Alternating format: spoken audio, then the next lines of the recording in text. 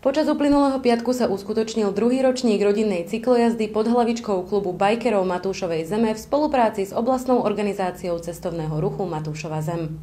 Dnes títo bajkeri ukázali, myslím, nielen celému okresu, ale v celej republike, že ako najlacnejšie za malé peniaze sa dá s deckami spraviť obrovský zážitok, vidieť krajinu, ochutnať si tu výrobky, zabávať sa a užiť si našu Matúšovú Zem. Tohto roku sme z Vozokán prišli sem do Tomášikova, pozreli sme vodný mlyn a levandolovú farmu a budeme pokračovať. Zajtra máme spláv Malého Dunaja. Takže chceme aj tej mladej generácii, tým rodinám poukázať na to, že aj tu na Matúšovej Zemi sa dajú robiť krásne aktivity a treba čo najviac času stráviť vonku aj so športom. Anna Molnárová ďalej tvrdí, že táto rodinná cyklojazda je ich srdcovou záležitosťou, keďže je to spôsob, ako do spoločných aktivít zapojiť rodiny a najmä mladú generáciu. V dnešnej dobe, kde počítače a laptopy zohrávajú tú najdôležitejšiu rolu, žiaľ, tu ten pohyb a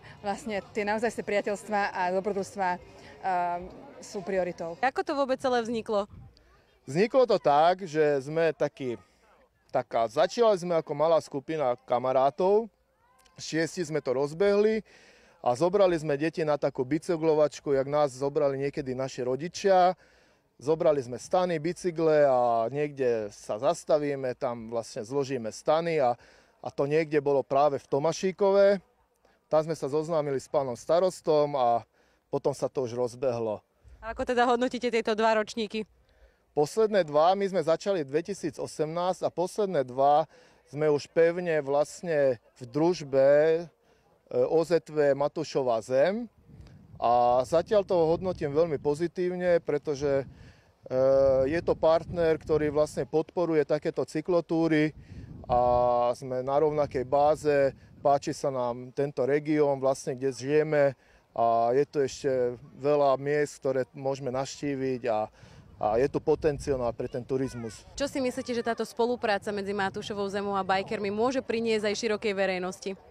Tak áno, oni nás inšpirovali hlavne, že máme sa zamerať na voľnočasové aktivity, lebo je to, hovorím, krásnym príkladom toho, že ako sa rodiny vedia zabávať tu doma.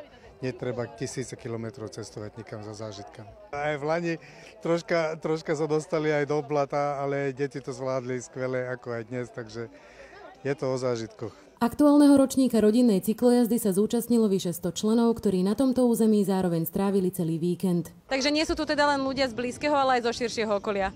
Áno, aj zo širšieho, v podstate je tu aj družobná obec Veľkých Úlan a to je maďarská obec na Janošomoria, takže prišli predstavitelia aj tejto obce. Myslím si, že v dnešnej dobe šport je najväčším darom a prispieva to nielen tej fyzickej, ale aj duševnej pohode, takže je to pre nás veľmi dôležité, aby sme podporovali tieto akcie, aby sme čo najviac ľudí pritiahli. Verím, že budúci rok nás bude viac.